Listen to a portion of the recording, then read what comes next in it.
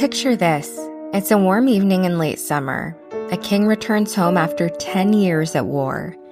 The entire city has turned out to welcome him. There are flowers strewn across the stone pathways, wine flowing freely, the smell of roasted meat drifting through the palace corridors. His wife, who's ruled the kingdom alone for a decade, greets him at the gates. She's prepared everything for his homecoming: a feast, musicians, and a bath, a ritual cleansing to wash away the blood and dust of battle.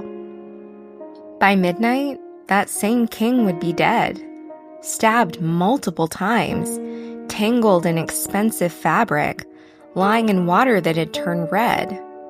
There was no forced entry, no signs of a struggle outside the bathroom, and only 2 people had access to him in those final hours: his wife and the man who'd been living in the palace as her companion. This wasn't a crime of passion. The evidence suggests it was 10 years in the making.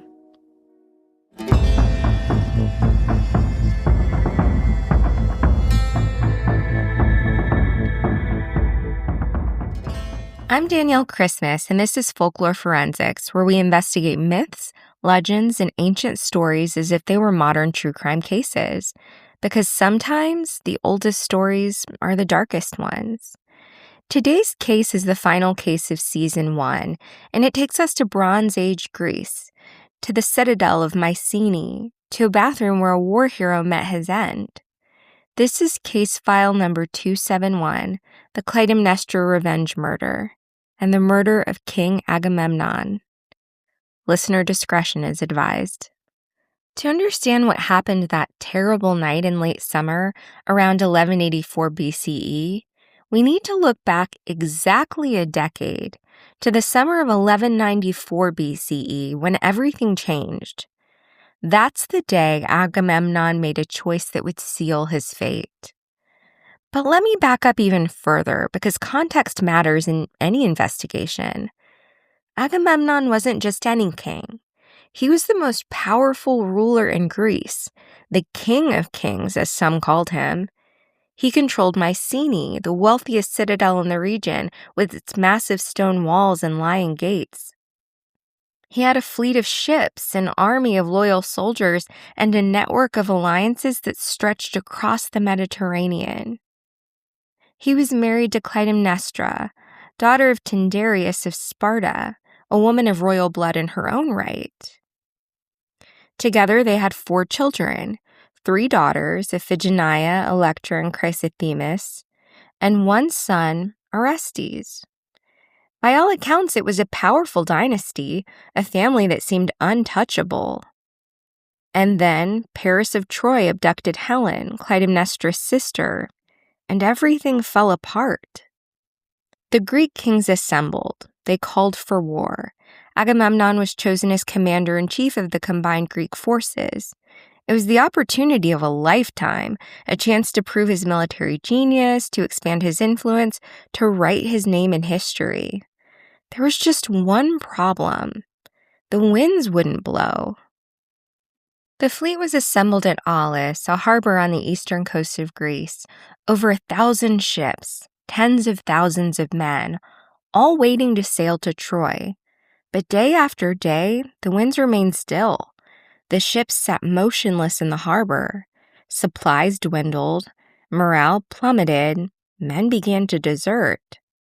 Agamemnon consulted the prophet Calchas, the army's chief religious advisor, and Calchas delivered devastating news. The goddess Artemis was angry. She was holding back the winds, and she would only release them if Agamemnon made a sacrifice. Not just any sacrifice, a human sacrifice. His eldest daughter, Iphigenia.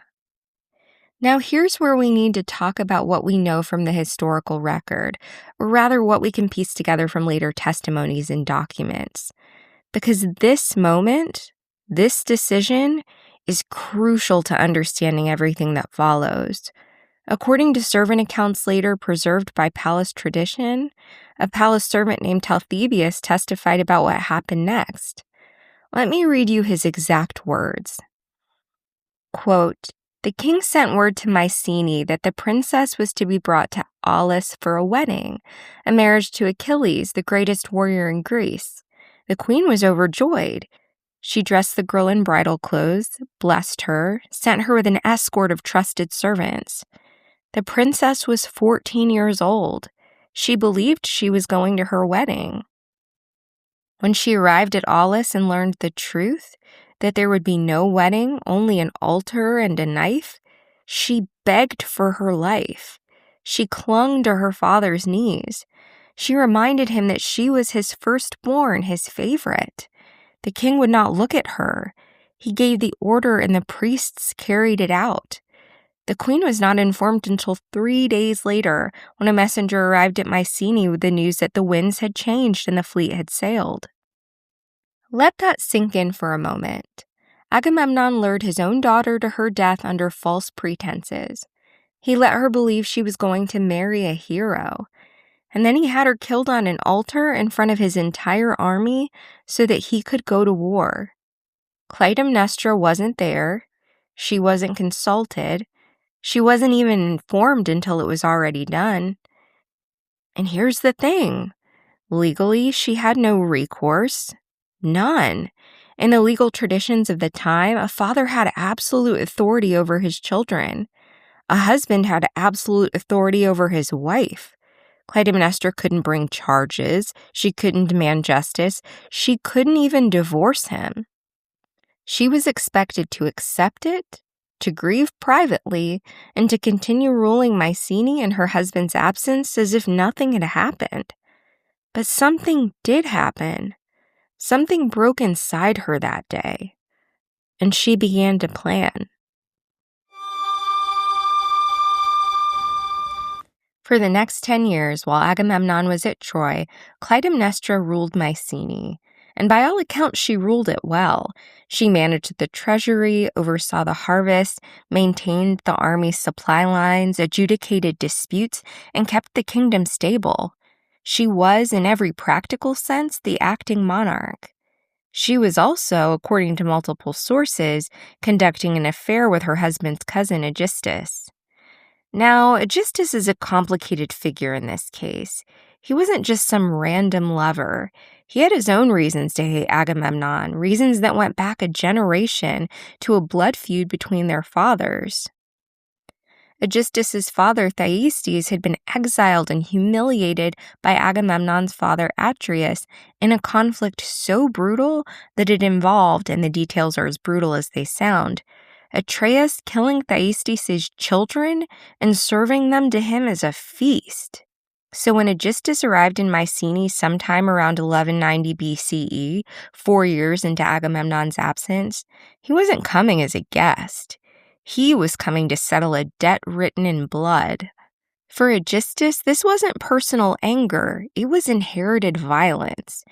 He was born into the house of Atreus, a family cursed by generations of betrayal, murder, and revenge. His father had been destroyed by Agamemnon's father. His brothers had been butchered and served as a meal. Aegisthus didn't choose this vendetta. He inherited it, the way some people inherit land or titles. He was raised on stories of humiliation and exile. He was taught from childhood that Agamemnon's bloodline owed a debt to his. This is what dynastic vendettas look like. They don't end with one generation. They pass down like heirlooms, festering across decades, waiting for the right moment to strike. And in Clytemnestra, Aegisthus found something unexpected. Not just a lover, but an ally. Someone else who had been wronged by Agamemnon. Someone else who understood that the law wouldn't give them justice, so they'd have to make it themselves. Together, they weren't just planning a murder. They were perpetuating a cycle, one that had been spinning for generations and wouldn't stop with Agamemnon's death. A palace administrator named Eurybates, who survived the events of 1184 BCE and later testified, described the relationship this way. Quote, "Aegisthus came to the palace as a guest, but he never left. Within months, he was sitting at the queen's right hand during public audiences. Within a year, he was sleeping in the royal quarters. Everyone knew. The servants whispered about it. The nobles were scandalized. But the queen didn't care. She was untouchable. She was the king's wife, the acting ruler, and she had the loyalty of the palace guard. Aegisthus was clever too. He never overstepped. He never claimed authority he didn't have. He was always deferential in public, always careful to frame his suggestions as the queen's decisions. But in private they were planning something. You could see it in the way they looked at each other, like they were sharing a secret, like they were waiting for something. They were waiting for Agamemnon to come home. But here's what the evidence suggests. This wasn't a spontaneous crime. This wasn't a moment of rage or a lover's quarrel gone wrong. This was premeditated murder planned over years with careful attention to timing, method, and aftermath. Think about it. Clytemnestra had 10 years to act. 10 years to poison him from afar, to send assassins, to stage an accident. But she didn't. She waited. She wanted him home. She wanted him to feel safe. She wanted him to walk into his own palace, to celebrate his victory, to let his guard down. And then she wanted to kill him herself. In the waning days of summer around 1184 BCE, a lookout stationed on the hills above Mycenae spotted signal fires in the distance. The message was clear. Troy had fallen. The war was over. Agamemnon was coming home. The city erupted in celebration. After 10 years of war, 10 years of sending their sons and brothers to die on foreign soil, 10 years of rationing and sacrifice, it was finally over. And their king, their victorious, legendary king, was returning. Clytemnestra ordered preparations immediately. She commanded the palace staff to prepare a feast, to decorate the great hall, to ready the royal quarters. She personally oversaw every detail. And she ordered something else too, something that would later become a crucial piece of evidence. She had the servants prepare a ritual bath in the king's private bathroom. A cleansing ceremony, she said, to wash away the pollution of war, to purify him before he could properly enter the palace as its master. It was a traditional gesture, a wifely duty. No one questioned it. Agamemnon arrived the next day late in the afternoon. He came with a procession of soldiers, wagons loaded with Trojan treasure. And this detail matters. A Trojan princess named Cassandra, who he'd claimed as a war prize and concubine. But Cassandra was no ordinary captive. According to historical accounts preserved by multiple sources, she was a woman of extraordinary significance, a prophet with the rare gift of true prophecy. She could see the future with perfect clarity. She knew what was coming. She knew what would happen. The problem was that no one believed her. Years earlier, according to legend, the god Apollo had offered Cassandra a gift, the power of prophecy. She refused his advances, rejected his divine attention. In punishment, Apollo cursed her. He allowed her to keep the gift of prophecy, but he made it useless. He ensured that every prediction she made, every warning she gave, every truth she spoke about the future would be dismissed, doubted, and ignored. She would be right, and no one would believe her.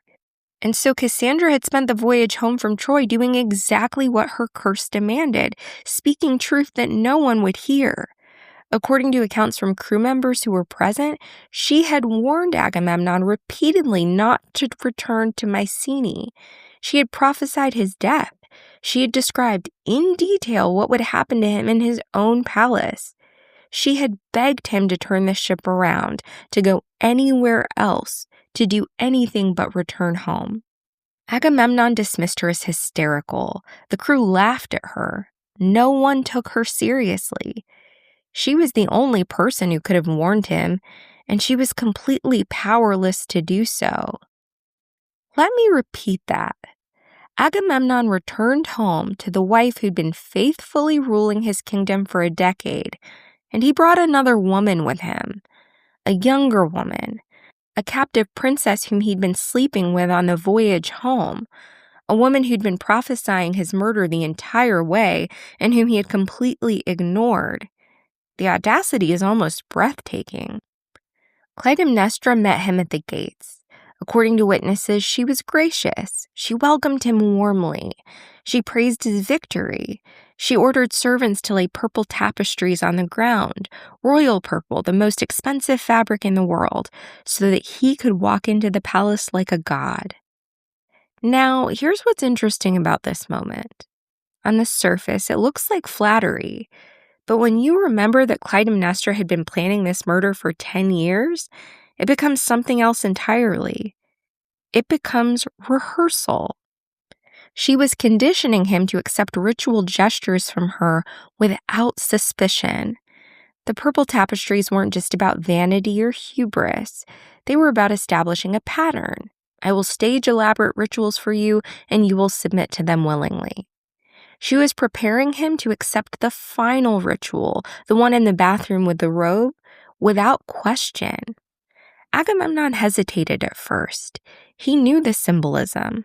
Walking on purple was hubris, an insult to the gods. But Clytemnestra insisted. She flattered him, and eventually he agreed. He walked into his palace on a path of purple cloth with his captive princess at his side while his wife watched. And in doing so, he proved he would accept her staging. He proved he would trust her enough to let her orchestrate moments of symbolic significance around him. That was exactly what she needed him to prove. If he noticed anything wrong, any tension, any coldness, any hint of what was coming, he didn't show it. The feast lasted for hours. There was music, dancing, wine. Agamemnon held court, telling stories of the war, of the fall of Troy, of his own heroism. He was the center of attention, the conquering hero, the man of the hour. And Clytemnestra played her part perfectly. She sat beside him, she smiled, she poured his wine, she laughed at his jokes. Around midnight, she suggested he retire. He must be exhausted, she said. She'd prepared a bath for him, a proper ritual cleansing. He deserved to relax, to wash away the journey, to rest in comfort. Agamemnon agreed. He was tired. He was drunk. He was happy. He followed his wife to the bathroom. He would never leave it alive. Here's what we know about what happened next based on descriptions preserved in later accounts. Agamemnon entered the bathroom alone with Clytemnestra. The door was closed. No guards were posted outside. Clytemnestra had dismissed them, saying the king wanted his privacy. Inside, the bath was already ready. Steam rose from the heated water. Expensive oils had been added. You could smell them throughout the corridor. Clytemnestra had laid out fresh robes, towels, everything her husband would need. Agamemnon undressed. He stepped into the bath. And that's when Clytemnestra made her move. According to the later confession, and yes, there was a confession which we'll get to, Clytemnestra had prepared a special robe for her husband. It was a beautiful garment, richly embroidered, the kind of thing a king would wear. But it had been altered. The neck hole had been sewn shut. The armholes had been sewn shut. It was essentially a fabric trap. As Agamemnon stood up from the bath, Clytemnestra offered him the robe. He reached for it, still dripping wet, still relaxed and unsuspecting. She helped him put it on, and then she pulled it down over his head. The fabric tangled around him immediately. He couldn't see, he couldn't move his arms. He was trapped, blind, vulnerable. Now let's talk about the geometry of this crime scene, because this spatial layout is crucial to understanding how this murder was executed. The royal bathroom was located in the private quarters of the palace, a suite of interconnected rooms accessible only through the main bedchamber. To reach it, you'd pass through the king and queen's sleeping chamber, then through a small antechamber that served as a dressing area, and finally into the bathroom itself. This meant the bathroom was the most private, most isolated room in the entire palace. No casual traffic, no servants passing by, no guards with direct sight lines. Aegisthus had been waiting in that antechamber, the dressing room between the bedchamber and the bath. He'd entered the royal quarters earlier that evening, likely while the feast was still ongoing, and positioned himself there. The antechamber had storage alcoves for clothing and linens, providing concealment. More importantly, it gave him immediate access to the bathroom while keeping him hidden from anyone in the main bedchamber or the corridor beyond. Clytemnestra had orchestrated this carefully. She dismissed the guards from the corridor outside the royal quarters entirely, citing the need for privacy after his long journey. This meant no one was positioned to see Aegisthus slip into the antechamber, and no one would hear what happened next. The signal was simple. The moment Clytemnestra pulled the robe over Agamemnon's head, the moment he was blind and immobilized, Aegisthus entered the bathroom from the antechamber just a few steps away. He was carrying an axe. Descriptions of the body and injuries based on later testimony suggest Agamemnon had been struck multiple times. The first blow was to the head, likely from the axe. It fractured his skull but didn't kill him immediately. The subsequent wounds were stab wounds made with a shorter blade, probably a dagger. There were defensive wounds on his hands and forearms, suggesting he tried to fight back even while tangled in the fabric. The fatal wound was a deep stab to the chest that pierced his heart. He died in the bathtub, tangled in the robe, in water that had turned red with his blood. The entire attack probably lasted less than 2 minutes. Clytemnestra and Aegisthus left the body where it fell. They didn't try to hide it. They didn't stage a break-in or invent an intruder. They simply closed the bathroom door, locked it from the outside, and returned to their private quarters. They waited until morning to discover the body. The next morning, a servant named Electra, not the princess but a palace maid who happened to share the name, went to wake the king for the morning sacrifice. When he didn't answer her knock, she fetched the chamberlain who had a key to the royal quarters. They found Agamemnon's body in the bathroom exactly as he'd been left. The water was cold, the blood had congealed, the robe was still tangled around him. The chamberlain immediately summoned the palace guard and sent word to the council of elders. Within an hour, the entire palace knew. Within 2 hours, the entire city knew. The king was dead, murdered in his own home on the very night of his triumphant return. But Agamemnon wasn't the only body found that morning. When servants searched the royal chambers, they discovered Cassandra, the Trojan princess, the war prize, the woman who had spent the entire voyage home prophesying Agamemnon's death, dead in or near the royal quarters. The evidence suggests she was killed shortly after Agamemnon, likely by Clytemnestra herself or on her direct orders. It was, in a sense, the cruelest possible act. Cassandra had been right. She'd spoken the truth about what would happen in this palace. She had warned Agamemnon repeatedly, desperately, and he had dismissed her as hysterical. No one had believed her. And now the only person who could have testified to what she had prophesied, the only voice that had spoken truth in a palace of lies, was silenced forever. The irony is almost unbearable. Cassandra had even prophesied her own death. According to accounts from crew members, she had known she would die here, in this palace at Clytemnestra's hands.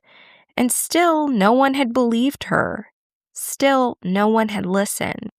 Clytemnestra had eliminated a witness, but more than that, she had eliminated someone who was already powerless, a woman cursed by a god to speak truth that no one would ever hear. The initial investigation was complicated, because the person who should have been leading it, the acting ruler of Mycenae, was the prime suspect. Clytemnestra didn't run, she didn't hide, she didn't even pretend to be surprised. According to later accounts of what she told the Council of Elders when they confronted her, she said this, Quote, "I killed him. I am not ashamed.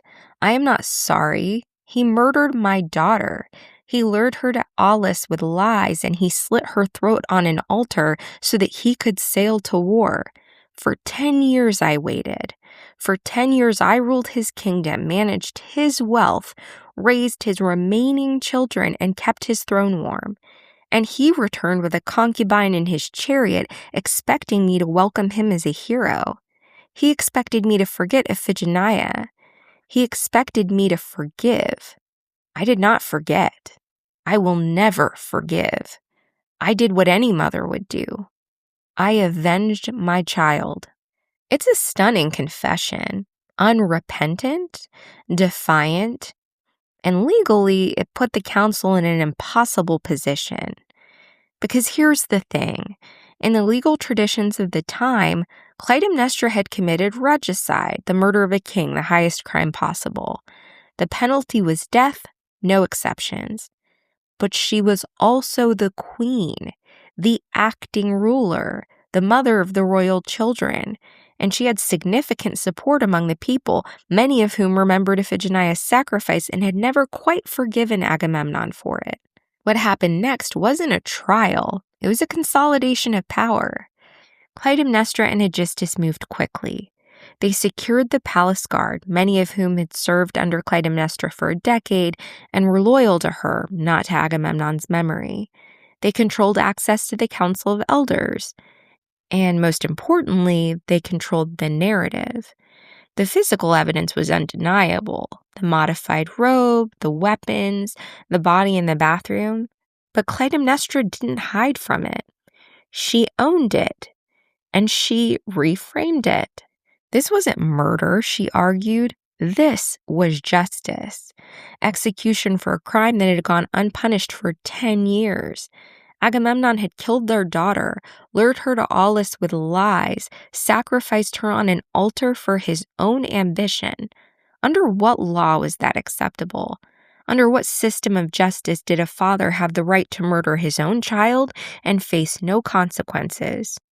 According to later accounts from those who were present, one of the elders, a man named Coprius, described the atmosphere in the palace during those first days after the murder. Quote, "The council was divided before we even assembled. Some believed the regicide demanded swift punishment. Others remembered Iphigenia, remembered the girl in her bridal clothes, remembered the deception, remembered that Agamemnon had never answered for what he'd done. The queen didn't wait for us to decide. She appeared before us not as a defendant, but as a ruler. She stood in the great hall with Aegisthus at her side and the palace guard at her back, and she told us that justice had been served. Not murder, justice. She dared us to challenge her, and we did not. No formal charges were brought, no trial was held, no verdict was delivered. Instead, Clytemnestra and Aegisthus simply continued to rule. They presented themselves as co-regents, as the legitimate authority in Mycenae. They framed Agamemnon's death not as a crime, but as a necessary act, a mother's vengeance for her murdered child, a correction of an injustice that the law itself had failed to address. And because Clytemnestra had ruled effectively for 10 years, because she had the loyalty of the palace guard, because she had support among the people who remembered Iphigenia, and because the Council of Elders was too divided to act, it worked. It was a political reality, not a legal ruling, and it satisfied no one. Agamemnon's supporters were outraged. They believed Clytemnestra should have been executed immediately. Some of them left Mycenae in protest, taking their families and their wealth with them. Clytemnestra's supporters were equally unhappy. They believed her actions were entirely justified, that she was a hero executing justice, not committing a crime. They wanted her vindicated publicly, not merely tolerated in power. And the royal children, Electra and Orestes, who'd lost both their sister and their father, were caught in the middle, forced to choose between their parents' legacies. But that's a story for another episode. Clytemnestra and Aegisthus ruled Mycenae together for 7 years after Agamemnon's death. By all accounts, they were effective administrators. The kingdom prospered, trade flourished, the people, for the most part, accepted them. But the shadow of the murder never quite lifted. There were always whispers, always rumors, always the sense that divine punishment was coming, that the gods wouldn't let such a crime go unanswered. And 7 years after Agamemnon's death, that punishment arrived in the form of Orestes, Agamemnon's son who'd been living in exile. Orestes returned to Mycenae with one purpose: to avenge his father. He killed Aegisthus first, ambushing him in the palace courtyard. And then he killed his own mother, Clytemnestra, stabbing her in the same bathroom where she'd killed Agamemnon. It was revenge for revenge, blood for blood, the cycle continuing. Orestes was tried for matricide, the murder of one's mother, another capital crime. But unlike his mother, he was acquitted. The court ruled that he'd been acting under divine command, that Apollo himself had ordered him to avenge his father, and that he couldn't be held responsible for following a god's orders. It's a fascinating legal precedent. Clytemnestra, who killed to avenge her daughter, was found guilty. Orestes, who killed to avenge his father, was found innocent. The difference? Gender, divine sanction, and the fact that Mycenaean law valued a father's life more than a mother's autonomy. So what do we make of this case? How do we judge Clytemnestra? Was she a murderer? Yes, unquestionably. She planned and executed the killing of her husband, the king. She showed no remorse. She didn't even try to hide it. But was she also a victim? A mother who'd been denied justice for her daughter's murder? A woman who'd been trapped in a legal system that gave her no recourse, no voice, no power? Also, yes. This is what makes the case so compelling, so enduring. It's not a simple story of good versus evil. It's a story about impossible choices, about systems that fail the people they're supposed to protect, about what happens when the law itself becomes an instrument of injustice. Agamemnon made a choice on that beach at Aulis. He chose his ambition over his daughter's life. He chose war over family. And he paid for that choice with his own life 10 years later in a bathroom in his own palace. Clytemnestra made a choice too. She chose revenge over safety. She chose justice, her own version of it, over law. And she paid for that choice with her own life, 7 years later at the hands of her own son. There are no winners in this story, only victims and perpetrators, and sometimes they're the same people. The murder of Agamemnon remains one of the most analyzed, debated, and reinterpreted cases in ancient history. It's been the subject of plays, poems, operas, and countless scholarly articles. Everyone has an opinion about who was right, who was wrong, whether Clytemnestra was a hero or a villain. But here's what we know for certain. On that night, in late summer, around 1184 BCE, a king came home from war. He expected a celebration. He expected gratitude. He expected his wife to have forgotten the daughter he'd murdered. He was wrong. And that miscalculation cost him everything. That concludes case file number 271, the Clytemnestra revenge murder. But the story doesn't end there. Keep listening for a brief case epilogue on the enduring power of this story. In 458 BCE, more than 700 years after Agamemnon's murder, the Athenian playwright Aeschylus wrote a trilogy of plays about this case. The Orestia, as it's called, dramatized the entire saga: Agamemnon's murder, Orestes' revenge, and the trial that followed. But here's what's fascinating. Aeschylus changed the ending. In his version, Orestes isn't tried by a Mycenaean court. He's tried in Athens by a jury of citizens, with the goddess Athena herself presiding. And when the jury is deadlocked, 6 votes for conviction, 6 for acquittal, Athena casts the deciding vote in favor of acquittal. Aeschylus was using the ancient story to make a point about his own time. He was arguing for the Athenian legal system, for trial by jury, for the idea that justice should be determined by citizens rather than kings or gods. He was also, notably, arguing that the cycle of revenge had to end somewhere, that society needed laws and courts to break the endless pattern of blood for blood. The Orestia won first prize at the City Dionysia Festival that year. It's considered one of the greatest works of ancient literature, and it's still performed today, more than 2,000 years later. But here's the thing that always strikes me. Aeschylus gave Orestes a happy ending. He gave him acquittal, redemption, and peace. He let him walk away from his mother's murder without consequences. He didn't do the same for Clytemnestra. In his version, she's purely villainous, a scheming adulteress who deserved what she got. Her grief for Iphigenia is barely mentioned. Her decade of faithful rule is ignored. But the real issue isn't that Aeschylus was being unfair. It's that the legal system itself had no framework for what Clytemnestra experienced. In Mycenaean law, fathers owned daughters. Agamemnon had absolute legal authority to sacrifice Iphigenia. No crime was committed, at least not one the law recognized. But mothers owned grief. Clytemnestra had an absolute emotional claim to her daughter's death. She carried that loss, that rage, that violation for 10 years. The problem? Grief had no legal standing. There was no language in the law for a mother's justice, no mechanism for her to seek redress, no court that would hear her case.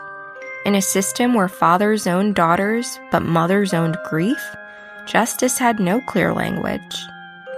That's what makes Clytemnestra's situation so devastating. It wasn't just that she was a woman in a patriarchal society. It's that the legal structure itself created an impossible gap. She had every moral claim to justice, but zero legal authority to pursue it. So she took justice into her own hands. And the same system that gave her no recourse for her daughter's murder condemned her for seeking it. The story survives because it exposes that structural impossibility.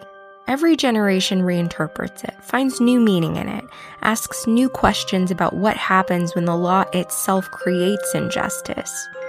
And maybe that's the real legacy of this case. Not the verdict, not the outcome, but the conversation it started. A conversation that's still happening thousands of years later. This case brings us to the close of Season 1. Over the past 14 episodes, we've reopened records drawn from myth, legend, and lore, examining stories that survived long after the evidence was forgotten, and asking what remains when the narrative is stripped down to its facts. The archive is not closed. The records remain incomplete. Season 2 begins on Tuesday, June 9th, when we reopen a new case drawn from the long history of legends that never fully closed. I'm Danielle Christmas, and you've been listening to Folklore Forensics. Folklore Forensics is written and hosted by me and produced by Audio Ellis. Theme music is by The Soundlings and Josh Pan. You can find us on Apple Podcasts, Spotify, or wherever you listen to podcasts. Follow Folklore Forensics on Instagram at Folklore Forensics. Please send future case suggestions to folkloreforensicspod@gmail.com. Until Season 2, remember, stay curious and always follow the evidence.